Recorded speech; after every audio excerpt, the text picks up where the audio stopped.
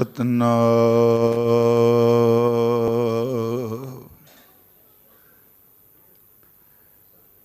ਧੰਨ ਵਾਹਿਗੁਰੂ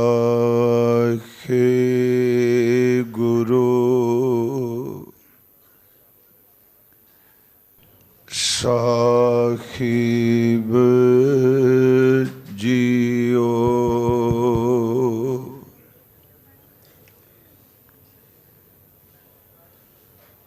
अब मैं कौन उपाह करूं, जेह बिद मन को संसा चूकै, पाहो निद पार पारों। रहाओ जन्म पाए कछ भलो न कीनो, ताते अधिक डरो। मन बच क्रम हर गुण नहीं गाए, यह जी सोच तरो। गुरमत सुन कछ ज्ञान न उपजियो, पस ज्यों उदर फारो। कहो नानक प्रभ बिरद पछानो, तब हों पतित तरों। गुरमत सुन कछ ज्ञान न उपजियो, पस ज्यों उदर फारों। कहो नानक प्रभ बिरद पछानो, तब हों पतित तरों। सतनाम वाहिगुरु साहिब जी। सोरठ महला नौवां। जो नार दुख मैं दुख नहीं मानै,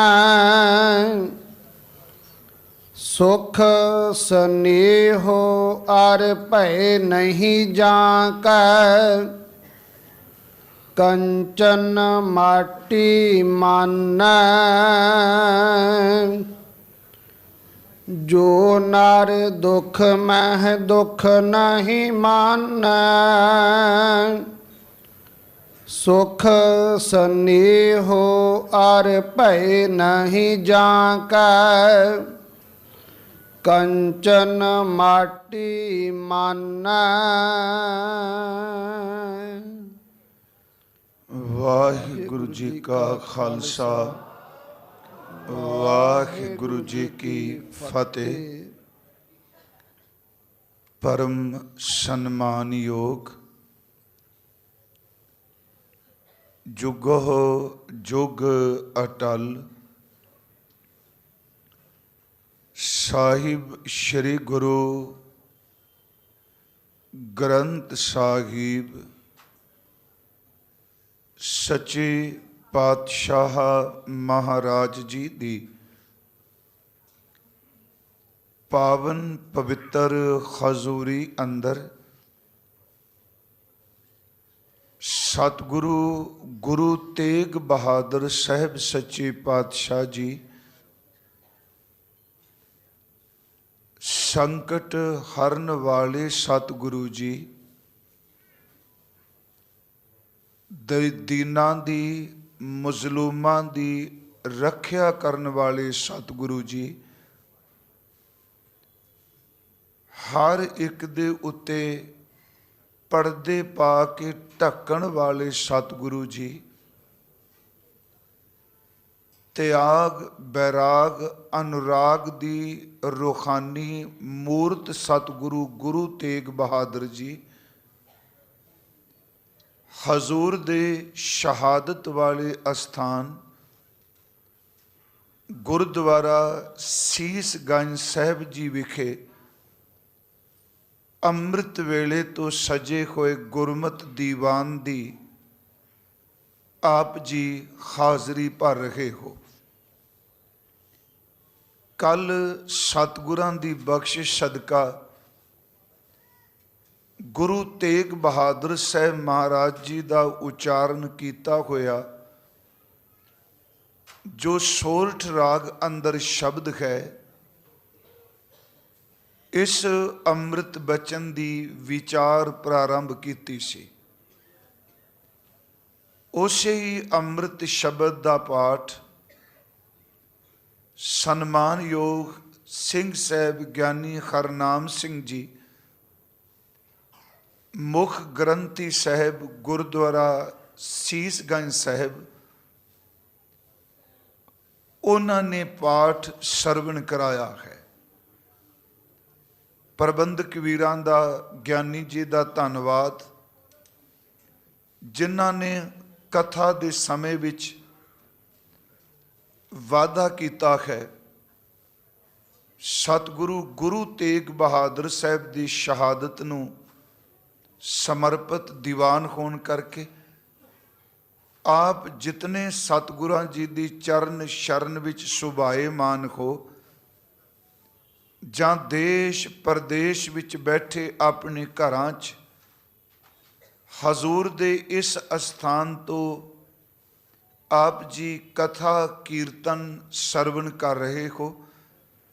ਸਤਿਗੁਰੂ ਗੁਰੂ ਤੇਗ ਬਹਾਦਰ ਸਾਹਿਬ ਸੱਚੇ ਪਾਤਸ਼ਾਹ ਆਪ ਆਪਣੀ ਦਇਆ ਤਰਸ ਮਿਹਰ ਕਰੋ।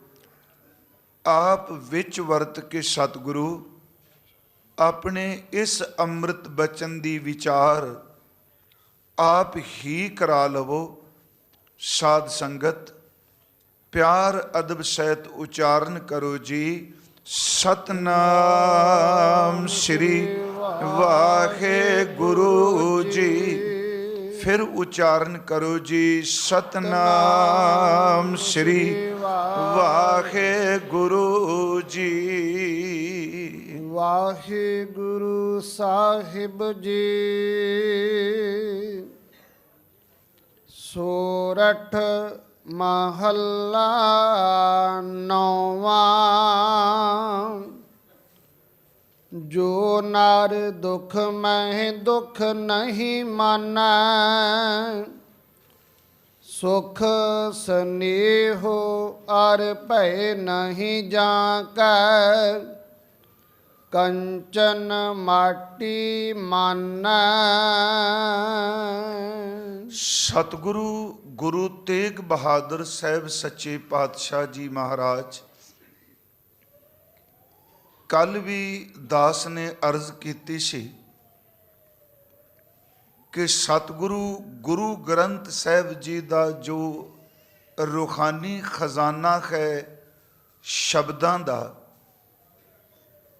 ਉਸ ਸ਼ਬਦ ਭੰਡਾਰ ਦੇ ਵਿੱਚ ਗੁਰੂ ਤੇਗ ਬਹਾਦਰ ਸਾਹਿਬ ਜੀ ਦੇ ਉਚਾਰਨ ਕੀਤੇ ਹੋਏ 59 ਸ਼ਬਦ ਨੇ, ਜੋ ਸਤਿਗੁਰਾਂ ਨੇ 15 ਰਾਗਾਂ ਵਿੱਚ ਉਚਾਰਨ ਕੀਤੇ ਨੇ। ਕੱਲ੍ਹ ਇਹ ਵਿਸ਼ੇਸ਼ ਅਰਜ਼ ਕਰ ਚੁੱਕਾ ਹਾਂ। ਦੂਸਰਾ, ਸਤਿਗੁਰੂ ਗੁਰੂ ਤੇਗ ਬਹਾਦਰ ਸਾਹਿਬ ਮਹਾਰਾਜ ਜੀ ਦੇ ਅੰਮ੍ਰਿਤ ਸ਼ਲੋਕ ਨੇ, ਜਿਨ੍ਹਾਂ ਦੀ ਗਿਣਤੀ 57 ਹੈ। ਆਪਾਂ ਸੋਰਠ ਰਾਗ ਦਾ ਸ਼ਬਦ ਆਰੰਭ ਕੀਤਾ ਹੈ, ਔਰ ਆਪ ਸੰਗਤ ਨੂੰ ਇਹ ਵੀ ਭਲੀ ਭਾਂਤ ਜਾਣਕਾਰੀ ਹੋਵੇਗੀ ਕਿ ਗੁਰੂ ਤੇਗ ਬਹਾਦਰ ਸਾਹਿਬ ਜੀ ਦੀ ਪਵਿੱਤਰ ਗੁਰਬਾਣੀ ਦੀ ਵਿਸ਼ੇਸ਼ਤਾ ਇਹ ਵੀ ਹੈ ਕਿ ਹਜ਼ੂਰ ਦੇ 59 ਦੇ 59 ਜਿਹੜੇ ਸ਼ਬਦ ਨੇ, ਹਰ ਸ਼ਬਦ ਦੀਆਂ ਪਹਿਲੀਆਂ ਤੁਕਾਂ ਹੀ ਸਤਿਗੁਰਾਂ ਨੇ ਰਹਾਉ ਦੀਆਂ ਉਚਾਰਨ ਕੀਤੀਆਂ। ਰਹਾਉ ਦਾ ਲਫ਼ਜ਼ੀ ਅਰਥ ਅਸੀਂ ਕਰਨੇ ਆ ਰੁਕਣਾ, ਰੁਕੋ, ਵਿਚਾਰੋ। ਵਿਦਵਾਨ ਪੁਰਸ਼ ਇਹ ਵੀ ਕਹਿੰਦੇ ਨੇ ਰਹਾਉ ਦੇ ਸ਼ਬਦ ਵਿੱਚ, ਰਹਾਉ ਦੇ ਤੁਕਾਂ ਵਿੱਚ ਸ਼ਬਦ ਦਾ ਕੇਂਦਰੀ ਭਾਵ ਹੁੰਦਾ ਹੈ। ਇਹ ਜੋ ਸਤਿਗੁਰਾਂ ਨੇ ਸੋਰਠ ਰਾਗ 'ਚ ਸ਼ਬਦ ਉਚਾਰਨ ਕੀਤਾ, ਇਸ ਵਿੱਚ ਬਖਸ਼ਿਸ਼ ਕੀਤੀ, ਜੋ ਨਰ ਦੁੱਖ ਮੈਂ ਦੁੱਖ ਨਹੀਂ ਮਾਨੈ। ਫਿਰ ਇਸ ਦੇ ਅਰਥ, ਜਿਹੜਾ ਵੀ ਇਨਸਾਨ, ਨਰ ਦਾ ਅਰਥ ਆਪਾਂ ਜਾਣਦੇ ਹਾਂ ਮਨੁੱਖ, ਤੇ ਇੱਕ ਗੱਲ ਹੋਰ ਯਾਦ ਰੱਖੀਏ ਕਿ ਗੁਰੂ ਗ੍ਰੰਥ ਸਾਹਿਬ ਵਿੱਚ ਭਾਵੇਂ ਕੋਈ ਸ਼ਬਦ ਇਸਤਰੀ ਲਿੰਗ ਰੂਪ ਵਿੱਚ ਉਚਾਰਨ ਕੀਤਾ ਹੈ ਤੇ ਭਾਵੇਂ ਸ਼ਬਦ ਉਸ ਨੂੰ ਪੁਲਿੰਗ ਰੂਪ ਵਿੱਚ ਉਚਾਰਨ ਕੀਤਾ ਹੈ, ਪਰ ਉਹਨੂੰ ਬਾਹਰ ਮੁਖੀ ਇਸ ਤਰ੍ਹਾਂ ਨਹੀਂ ਜੋੜਨਾ। ਹੁਣ ਨਰ ਸ਼ਬਦ ਆ ਗਿਆ ਤੇ ਮਰਦਾਂ ਵਾਸਤੇ ਹੋਵੇਗਾ, ਆਵੋ ਭੈਣੈ ਗਲ ਮਿਲੈ ਇਹ ਬੀਬੀਆਂ ਵਾਸਤੇ ਹੋਵੇਗਾ। ਨਹੀਂ, ਗੁਰੂ ਗ੍ਰੰਥ ਸਾਹਿਬ ਦੀ ਬਾਣੀ ਵਿੱਚ ਭਾਵੇਂ ਨਰ ਰੂਪ ਸੰਬੋਧਨ ਕੀਤਾ ਹੈ, ਇਸਤਰੀ ਰੂਪ ਸੰਬੋਧਨ ਕੀਤਾ ਹੈ, ਪਰ ਜਿਹੜਾ ਤਤ ਭਾਵਕ ਹੈ ਉਹ ਦੋਨਾਂ ਦੇ ਉੱਤੇ ਲਾਗੂ ਹੁੰਦਾ ਹੈ।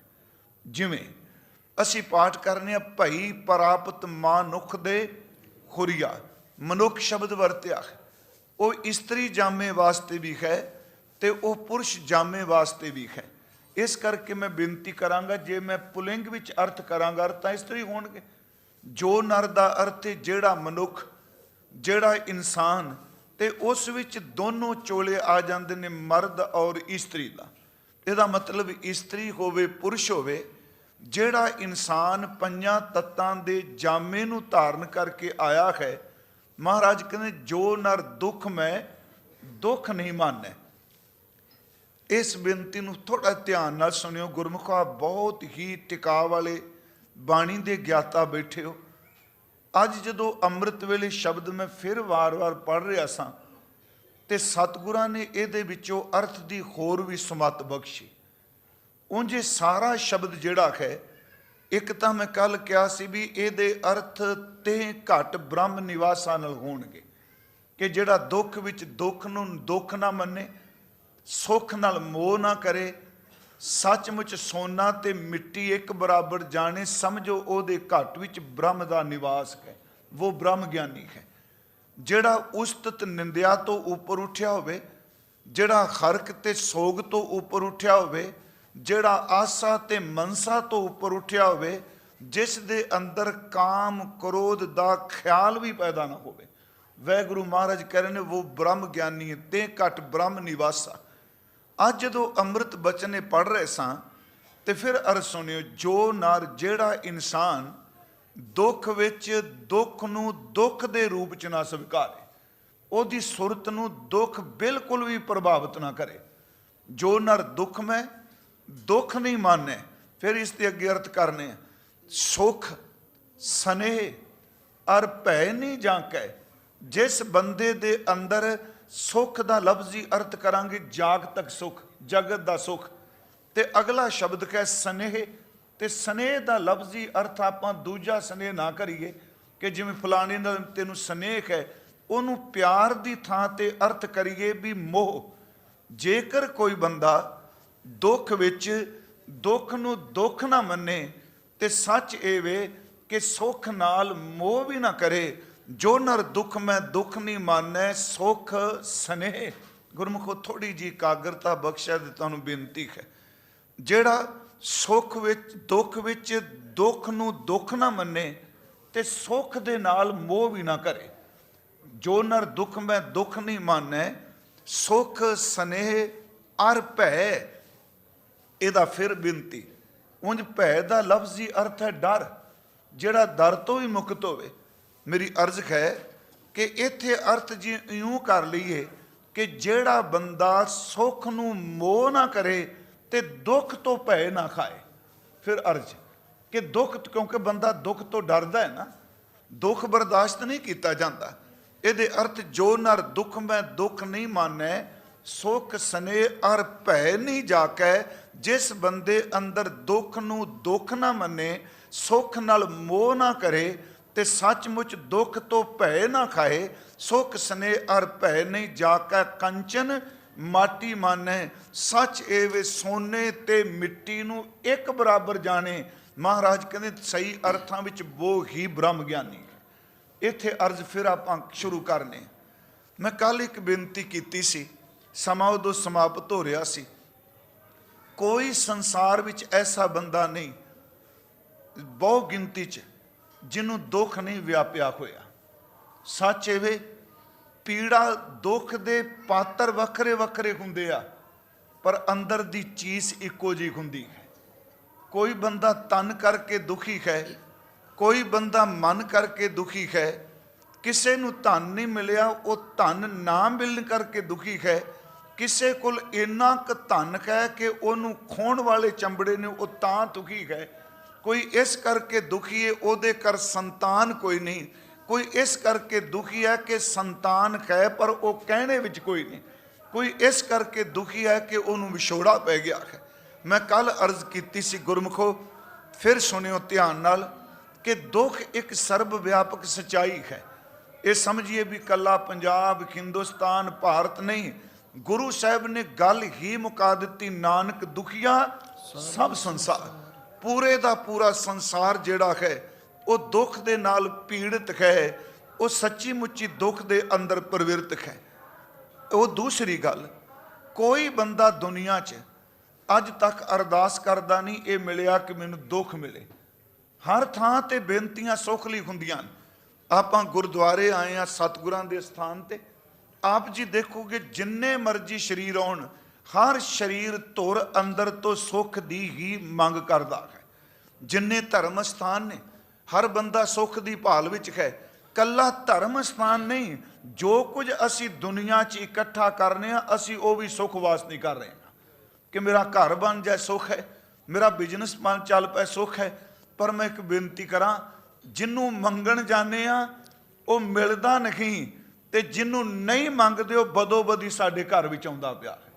ਗੁਰੂ ਸਾਹਿਬ ਨੇ ਬਾਣੀ 'ਚ ਇੱਕ ਬਚਨ ਕੀਤਾ, ਸੁੱਖ ਕੋ ਮੰਗੈ ਸਭ ਕੋ। ਫਿਰ ਅਰਥ ਸੁਣਿਓ, ਕਿਉਂਕਿ ਆਪਾਂ ਇਹਦੇ ਅਰਥ ਕਰਾਂਗੇ ਅੱਜ।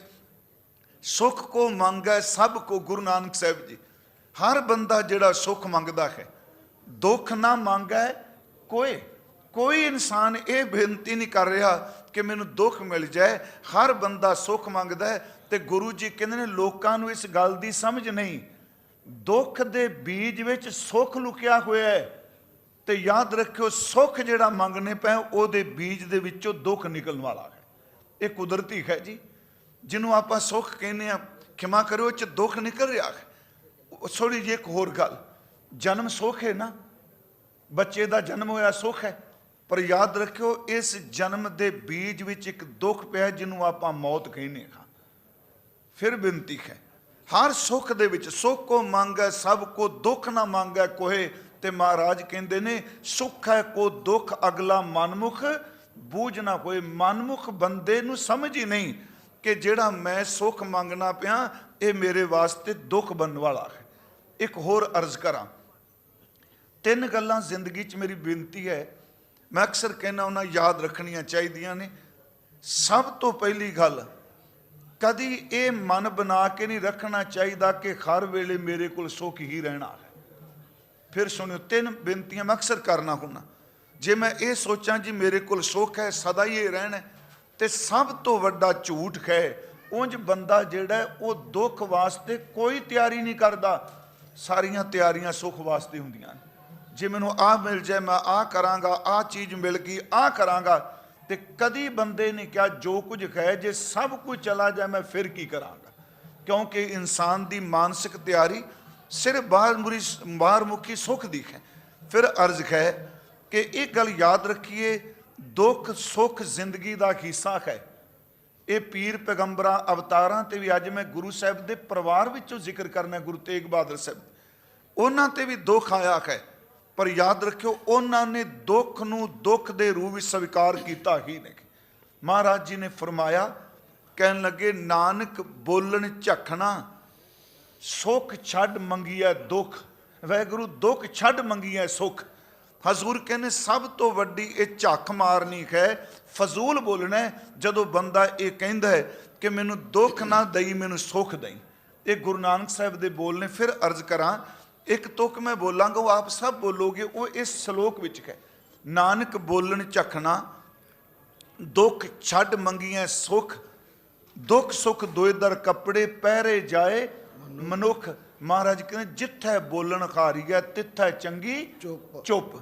ਦੁੱਖ ਤੇ ਸੁੱਖ ਦੀ ਜ਼ਿੰਦਗੀ ਦਾ ਹਿੱਸਾ ਹੈ, ਇਹ ਸਾਨੂੰ ਨਿਭਾਉਣਾ ਹੀ ਪੈਣਾ ਹੈ। ਦੂਸਰੀ ਇੱਕ ਬੇਨਤੀ ਕਿ ਮਤ ਸਮਝੀਏ ਕਿ ਹਰ ਬੰਦਾ ਮੇਰੇ ਨਾਲ ਸਹਿਮਤ ਹੋਵੇਗਾ, ਹਰ ਬੰਦਾ ਮੇਰੀ ਸਿਫਤ ਕਰੇਗਾ। ਜਿਤਨੇ ਮਰਜੀ ਚੰਗੇ ਬਣ ਜੋ, ਸਮਾਜ ਵਿੱਚ ਵਿਰੋਧ ਹੋਣਾ ਹੀ ਹੋਣਾ ਹੈ, ਇੱਥੇ ਚੰਗੇ ਤੋਂ ਚੰਗੇ ਬੰਦਿਆਂ ਨੂੰ ਵੀ ਲੋਕ ਭੁੰਡ ਭੰਡਦੇ ਦੇਖੇ। ਇਹਦਾ ਮਤਲਬ ਆਪਣਾ ਮਾਈਂਡ ਤਿਆਰ ਰੱਖਣਾ ਚਾਹੀਦਾ। ਗੁਰੂ ਤੇਗ ਬਹਾਦਰ ਸਾਹਿਬ ਜੋ ਕਹਿ ਰਹੇ।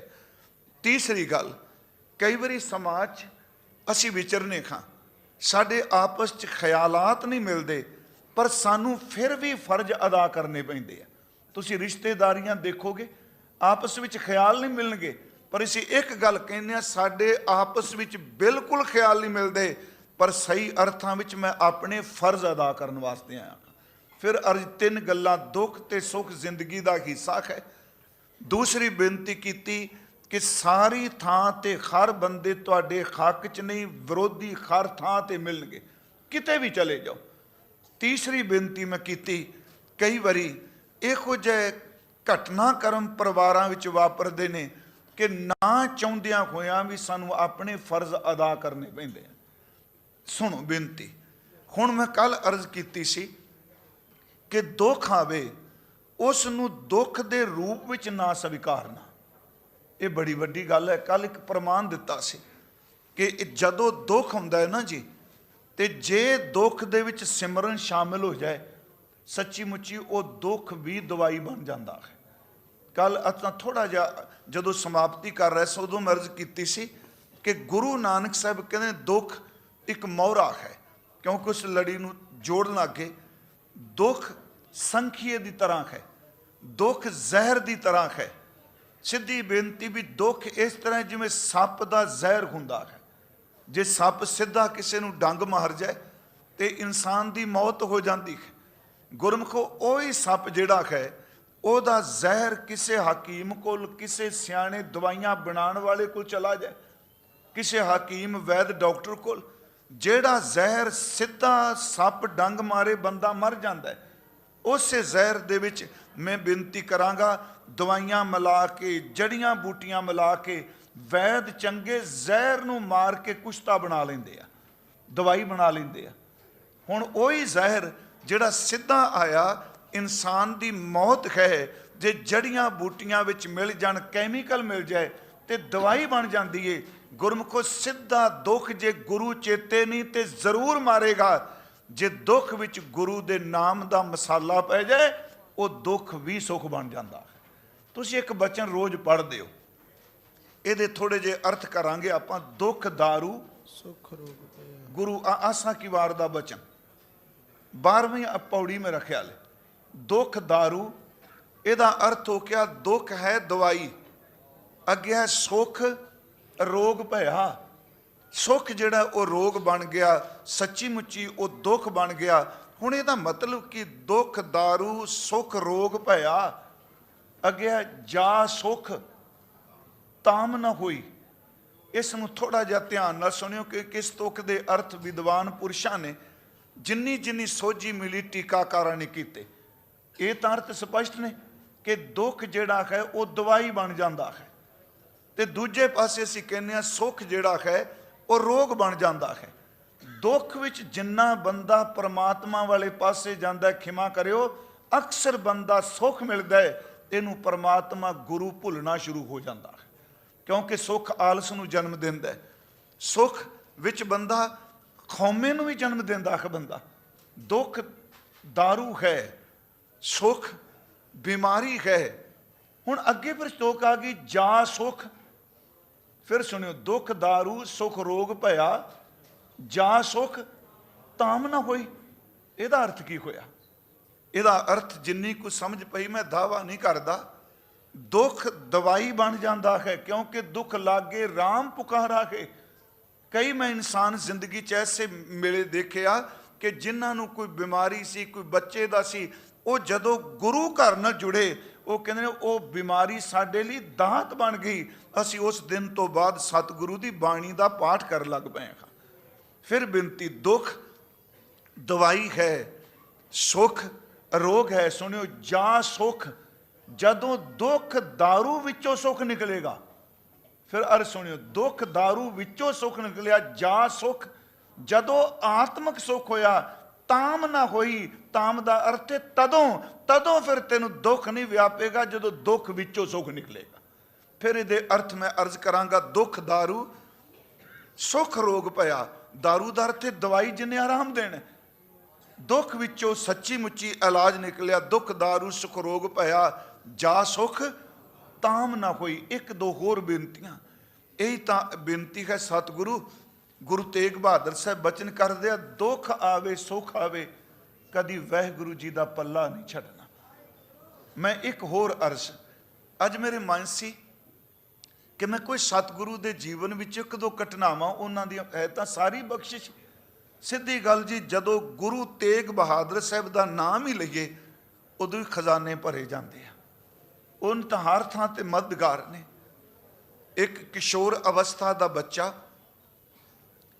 ਉਹ ਸਵੇਰੇ ਉੱਠਿਆ, ਰਾਜੇ ਦਾ ਪੁੱਤਰ ਸੀ। ਉਹਨੇ ਉੱਠ ਕੇ ਕੇਸ ਵਾਹਣੇ ਸ਼ੁਰੂ ਕਰ ਦਿੱਤੇ। ਜਦੋਂ ਕੇਸ ਵਾਹ ਰਿਹਾ ਹੈ ਤੇ ਉਹਨੇ ਕੀ ਦੇਖਿਆ ਵੀ ਜਿੱਥੇ ਉਹ ਜੂੜਾ ਬੰਨ੍ਹਦਾ ਸੀ ਨਾ, ਇੱਥੇ ਇਸ ਕੇਸ ਦੇ ਕੇਸਾਂ ਦੀ ਜੜ ਦੇ ਵਿੱਚ ਉਹਨੇ ਦੇਖਿਆ ਕੋਈ ਨਿਸ਼ਾਨ ਹੈ ਕਾਲਾ ਜਿਹਾ। ਉਸ ਬੱਚੇ ਦੇ ਮਨ 'ਚ ਆਇਆ ਇਹ ਨਿਸ਼ਾਨ ਕਾਹਦਾ। ਫਿਰ ਆਇਆ ਕਿ ਜਦੋਂ ਦੀ ਮੈਂ ਸੁਰਤ ਸੰਭਾਲੀ, ਇਹ ਸੱਟ ਤਾਂ ਕੋਈ ਵੱਜੀ ਨਹੀਂ, ਕੋਈ ਚੋਟ, ਕੋਈ ਕਿਸੇ ਕਿਸਮ ਦਾ ਜ਼ਖਮ ਨਹੀਂ, ਪਰ ਇਹ ਨਿਸ਼ਾਨ ਕਾਹਦਾ ਹੈ। ਉਹਨੇ ਆਪਣੇ ਹੱਥ ਨਾਲ ਉਹਨੂੰ ਮਸਲਣ ਦਾ ਯਤਨ ਕੀਤਾ ਵੀ ਜੇ ਕਿਤੇ ਬਚਪਨ 'ਚ ਕੋਈ ਫਿੰਸੀ ਹੋਵੇਗੀ, ਆਖਰ ਉਹਨੂੰ ਦੱਬਿਆਂ ਥੋੜੀ ਬਹੁਤੀ ਚੀਜ਼ ਤਾਂ ਉੱਠੇਗੀ ਨਾ। ਉਸ ਬੱਚੇ ਨੇ ਜਦੋਂ ਕੇਸ ਵਾਹ ਰਿਹਾ ਸੀ, ਕੰਘਾ ਪਕੜ ਕੇ ਇੱਕ ਹੱਥ ਨਾਲ ਕੇਸ ਪਕੜੇ ਤੇ ਉਹਨੂੰ ਮਲ ਲੱਗ ਪਿਆ, ਪਰ ਉਹ ਦਰਦ ਨਹੀਂ ਹੋਈ। ਉਹਨੇ ਕੇਸ ਬੰਨ ਲਏ, ਜੂੜਾ ਬੰਨ ਲਿਆ, ਉੱਤੇ ਉਹਨੇ ਪੱਗ ਬੰਨ ਲਈ। ਚਲੋ ਅਸੀਂ ਦਸਤਾਰ ਸ਼ਬਦ ਵਰਤਨੇ ਆ, ਉਂਝ ਗੁਰਮੁਖੋ ਚੇਤੇ ਰੱਖਿਓ ਪੱਗ ਲਫ਼ਜ਼ ਵੀ ਸਾਡੇ ਵਰਤਿਆ ਜਾਂਦਾ ਸੀ। ਗੁਰੂ ਗ੍ਰੰਥ ਸਾਹਿਬ ਵਿੱਚ ਪੱਗ, ਪਾਗ, ਪਗੜੀ ਤੇ ਦਸਤਾਰ ਚਾਰੇ ਸ਼ਬਦ ਹੁੰਦੇ ਨੇ। ਸਾਬਤ ਸੂਰਤ, ਦਸਤਾਰ ਸਿਰਾ, ਫਰੀਦਾ ਮੈਂ ਭੁਲਾਵਾ ਪੱਗ ਦਾ, ਖੂਬ ਤੇਰੀ ਪਗੜੀ, ਇਹ ਸ਼ਬਦ ਹੁੰਦੇ ਨੇ। ਜੇ ਸਿਰ ਰਚ ਰਚ ਬਾਂਧਤ ਭਾਗ, ਅਰਜ਼ ਹੈ ਕਿ ਉਹਨੇ ਆਪਣੀ ਪੱਗ ਦਸਤਾਰ ਬੰਨ੍ਹ ਲਈ। ਮਨ ਚ ਆਇਆ ਵੀ ਜੇ ਕਿਤੇ ਸੱਟ ਵੱਜੀ ਹੋਵੇਗੀ, ਮੇਰੀ ਮਾਂ ਨੂੰ ਤੇ ਪਤਾ ਹੀ ਹੋਣਾ ਹੈ ਨਾ, ਪਿਤਾ ਜੀ ਤਾਂ ਜਾ ਚੁੱਕੇ ਨੇ, ਰਾਜੇ ਦਾ ਪੁੱਤਰ ਹੈ, ਮਾਂ ਨੂੰ ਪਤਾ ਹੋਵੇਗਾ। ਕਹਿੰਦੇ ਨੇ ਇਹ ਬੱਚਾ ਅੰਮਾ ਦੇ ਕੋਲ ਗਿਆ ਤੇ ਇਹਦੇ ਸਨਮਾਨਯੋਗ ਮਾਤਾ ਬਜ਼ੁਰਗ ਸਨ ਤੇ ਉਹ ਚੌਂਕੜਾ ਮਾਰ ਕੇ ਨੇਤਰ ਬੰਦ ਕਰਕੇ ਬੈਠੇ। ਇਹ ਬੱਚਾ ਕੋਲ ਚਲਾ ਗਿਆ। ਮੈਂ ਗੁਰੂ ਤੇਗ ਬਹਾਦਰ ਸਾਹਿਬ ਦੀ ਬਖਸ਼ਿਸ਼ ਦਾ ਜ਼ਿਕਰ ਕਰਨ ਲੱਗਾ। ਜਿੱਥੇ ਆਪਾਂ ਸ਼ਹਾਦਤ ਦਾ ਕਰਨੇ ਆ, ਉੱਥੇ ਗੁਰੂ ਤੇਗ ਬਹਾਦਰ ਸਾਹਿਬ ਝੋਲੀਆਂ ਭਰਦੇ ਨੇ ਹਰ ਇੱਕ ਦੀਆਂ, ਹਰ ਥਾਂ ਤੇ ਭਰੀਆਂ। ਮਾਂ ਕੋਲ ਚਲਾ ਗਿਆ, ਮਾਤਾ ਜੀ ਬੈਠੇ ਸਨ ਸਿਮਰਨ 'ਚ, ਧਿਆਨ ਸਨ। ਜਦੋਂ ਥੋੜਾ ਜਿਹਾ ਉਹਨੇ ਨੇਤਰ ਖੋਲੇ ਤੇ ਵੇਖਿਆ ਵੀ ਰਾਜਕੁਮਾਰ ਕੋਲ ਬੈਠਾ ਹੈ। ਮਾਂ ਨੇ ਪੁੱਤਰ ਨੂੰ ਆਪਣੀ ਸੀਨੇ ਨਾਲ ਲਾਇਆ ਤੇ ਉਸ ਵਕਤ ਉਹ ਬੱਚਾ ਬੋਲਿਆ, ਕਹਿੰਦਾ ਅੰਮਾ, ਮਾਂ ਜੀ ਮੈਂ ਇੱਕ ਗੱਲ ਤੁਹਾਡੇ ਤੋਂ ਪੁੱਛਣ ਆਇਆ। ਕਹਿਣ ਲੱਗੇ ਜੀ ਪੁੱਤਰ ਦੱਸੋ। ਕਹਿੰਦੇ ਨੇ ਅੱਜ ਮੈਂ ਜਦੋਂ ਆਪਣੇ ਕੇਸ ਕਰ ਰਿਹਾ ਸਾਂ, ਜੂੜਾ ਕਰ ਰਿਹਾ ਸਾਂ, ਪੱਗ ਬੰਨੀ, ਮੇਰੇ ਕੇਸਾਂ ਦੇ ਵਿੱਚ ਜਿੱਥੇ ਜੂੜਾ ਕਰਨਾ, ਮੱਥੇ ਦੇ ਉੱਤੇ ਵਿਚਕਾਰ ਕੇਸਾਂ ਦੀਆਂ ਜੜ੍ਹਾਂ ਵਿੱਚ ਇੱਕ ਦਾਗ ਪਿਆ ਹੋਇਆ ਹੈ। ਜਦੋਂ ਸ਼ਬਦ ਕਿਹਾ ਦਾਗ ਪਿਆ ਹੈ, ਉਸੇ ਵਕਤ ਮਾਂ ਨੇ ਕਿਹਾ ਨਹੀਂ ਪੁੱਤਰ, ਇਹਨੂੰ ਦਾਗ ਨਹੀਂ ਕਹਿਣਾ, ਇਹ ਦਾਗ ਨਹੀਂ। ਮਾਂ ਜੀ ਕੀ ਕਦੀ ਮੈਨੂੰ ਫੋੜਾ, ਫਿੰਸੀ ਜਾਂ ਕਿਤੇ ਬਚਪਨ 'ਚ ਚੋਟ ਵੱਜੀ ਕਿ ਇਹ ਨਿਸ਼ਾਨੀ ਫਿਰ ਕਾਹਦੀ ਹੈ? ਮੈਂ ਮਿਟਾਉਣ ਦਾ ਯਤਨ ਕੀਤਾ, ਹੱਥ ਨਾਲ ਮਿਟਦੀ ਵੀ ਨਹੀਂ। ਕਹਿਣ ਲੱਗੀ ਨਾ ਮੇਰੇ ਲਾਲ, ਇਹ ਨਿਸ਼ਾਨੀ ਨਾ ਇੱਥੇ ਮਿਟਣੀ ਹੈ ਨਾ ਰੱਬ ਦੀ ਦਰਗਾਹ ਵਿੱਚ ਮਿਟਣੀ ਹੈ। ਮਾਂ ਜੀ ਇਹ ਹੈ ਕੀ? ਧਿਆਨ ਨਾਲ ਸੁਣਿਓ। ਉਸੇ ਵਕਤ ਮਾਂ ਦੀਆਂ ਅੱਖਾਂ 'ਚ ਨੀਰ ਆ ਗਿਆ। ਕਹਿੰਦੀ ਪੁੱਤਰ ਬੋਲ ਵਾਹਿਗੁਰੂ। ਉਹਨੇ ਵਾਹਿਗੁਰੂ ਬੋਲਿਆ। ਕੋਈ ਸਮੇਂ ਲਈ ਮਾਂ ਚੁੱਪ ਕਰ ਗਈ। ਉਹਨੂੰ ਸਭ ਕੁਝ ਅੱਖਾਂ ਦੇ ਸਾਹਮਣੇ ਆ ਗਿਆ ਜਿੱਦਣ ਇਹ ਬਖਸ਼ਿਸ਼ ਮਿਲੀ ਸੀ। ਕਹਿੰਦੇ ਨੇ ਮਾਤਾ ਜੀ ਮੈਂ ਕੋਈ ਲਫ਼ਜ਼ ਐਸਾ ਤੇ ਨਹੀਂ ਕਿਹਾ ਕਿ ਜਿਸ ਨਾਲ ਤੁਹਾਨੂੰ ਠੇਸ ਪਹੁੰਚੀ, ਤੁਸੀਂ ਰੋ ਕਿਉਂ ਪਏ ਹੋ?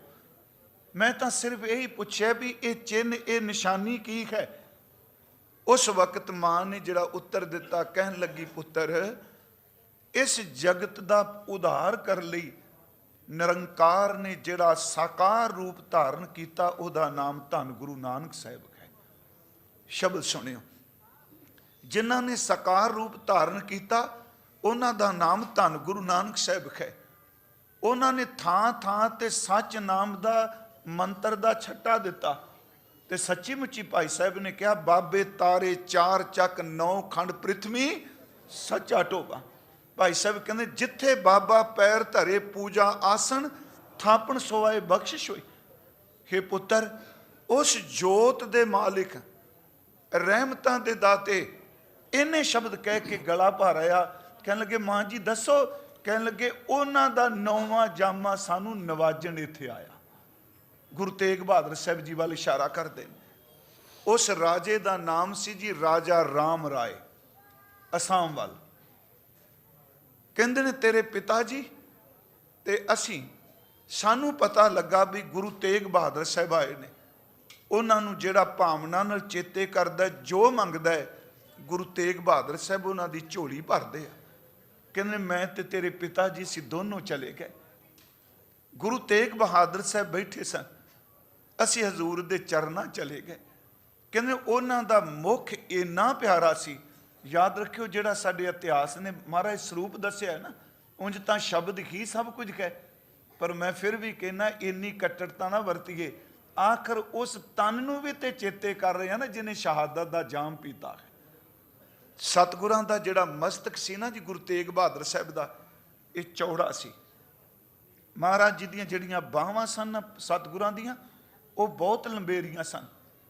ਅਗਲੀ ਗੱਲ, ਹਜ਼ੂਰ ਦੇ ਜਿਹੜੇ ਆ ਨੇਤਰਾਂ ਦੇ ਕੋਰ ਸਨ, ਕੋਨੇ, ਇਹ ਦੋਨਾਂ ਦਾ ਰੰਗ ਚਿੱਟਾ ਸੀ। ਬਾਕੀ ਸਕਿਨ ਨਾਲੋਂ ਨਾ ਇਹ ਦੋਨੋਂ ਜਿਹੜੇ ਕੋਰ ਨੇ, ਕੋਰ ਸ਼ਬਦ ਸਭ ਨੇ ਕੋਨੇ, ਇਹ ਕਿਉਂ ਚਿੱਟੇ ਸਨ? ਸਤਿਗੁਰੂ ਹਰ ਵਕਤ ਹੀ ਬੈਰਾਗ ਵਿੱਚ, ਪ੍ਰਭੂ ਦੇ ਚਿੰਤਨ ਵਿੱਚ ਨੇਤਰ ਜਲ ਨਾਲ ਪੂਰਤ ਰਹਿੰਦੇ ਸਨ। ਮੈਂ ਸ਼ਬਦ ਵਰਤਾਂ ਅੰਮ੍ਰਿਤ ਨਾਲ ਹੀ ਕਹਿ ਲਾਂ, ਕੋਈ ਫਰਕ ਨਹੀਂ ਪੈਂਦਾ, ਕਿਉਂਕਿ ਗੁਰੂ ਰਾਮਦਾਸ ਬਚਨ ਕਰਦੇ ਆ ਕਿ ਗੁਰੂ ਦੀਆਂ ਅੱਖਾਂ ਪਾਣੀ ਨਾਲ ਪੂਰਤ ਨਹੀਂ ਹੁੰਦੀਆਂ, ਹਰ ਅੰਮ੍ਰਿਤ ਪਿੰਨੇ ਲੋਇਣਾ, ਮਨ ਪ੍ਰੇਮ ਰਤਨ ਨਾ ਰਾਮ ਜਾਜੇ।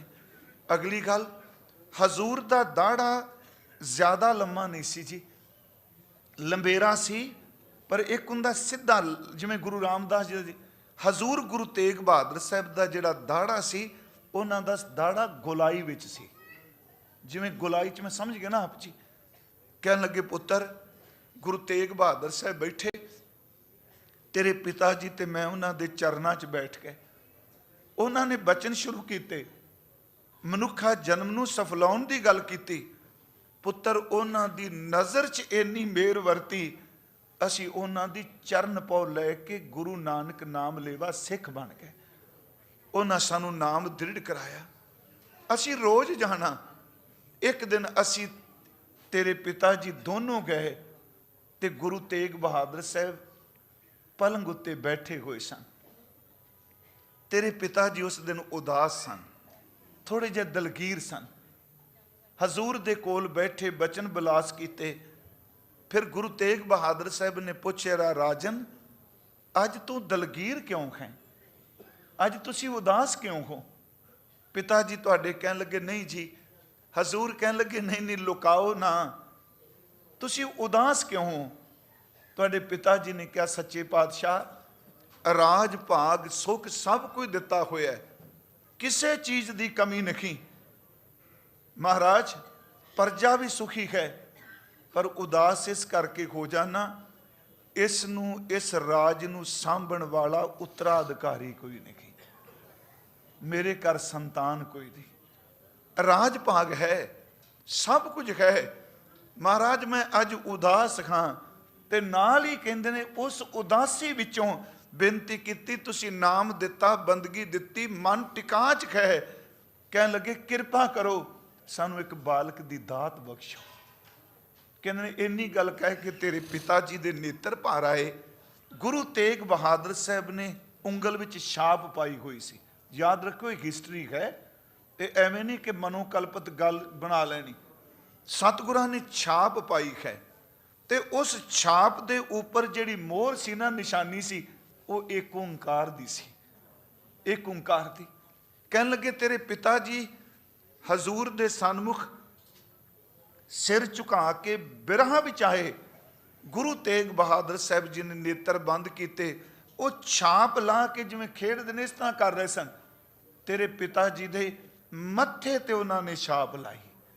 ਸੁਣਿਓ, ਉਹ ਛਾਪ ਲਈ, ਕਈ ਕਹਿੰਦੇ ਨੇ ਵਿਦਵਾਨ ਕਹਿੰਦੇ ਪੱਟ ਤੇ, ਪਰ ਭਾਈ ਸਾਹਿਬ ਵੀਰ ਸਿੰਘ ਲਿਖਦੇ ਆ ਕਿ ਤੇਰੇ ਪਿਤਾ ਜੀ ਦੇ ਮੱਥੇ ਤੇ ਛਾਪ ਲਾਈ, ਨਾਲ ਕਿਹਾ ਰਾਜਨ ਤੇਰੇ ਘਰ ਵਿੱਚ ਗੁਰੂ ਨਾਨਕ ਦਾ ਸਿੱਖ ਆਵੇਗਾ, ਉਹਦੇ ਮੱਥੇ ਤੇ ਸਾਡੀ ਛਾਪ ਦੇ ਨਿਸ਼ਾਨ ਹੋਣਗੇ, ਉਹਦੇ ਕੇਸ ਬੜੇ ਲੰਮੇ ਹੋਣਗੇ, ਉਹ ਸਾਰੀ ਜ਼ਿੰਦਗੀ ਕੇਸ ਰੱਖੇਗਾ। ਪੁੱਤ ਤੇਰਾ ਜਨਮ ਹੋਇਆ ਇਹ ਦਾਗ ਨਹੀਂ, ਤੂੰ ਧਿਆਨ ਨਾਲ ਵੇਖ, ਇਹ ਏਕ ਓੰਕਾਰ ਲਿਖਿਆ ਹੋਇਆ ਹੈ। ਇਹ ਗੁਰੂ ਤੇਗ ਬਹਾਦਰ ਸਾਹਿਬ ਮਹਾਰਾਜ ਜੀ ਨੇ ਮਿਹਰ ਕੀਤੀ ਹੈ।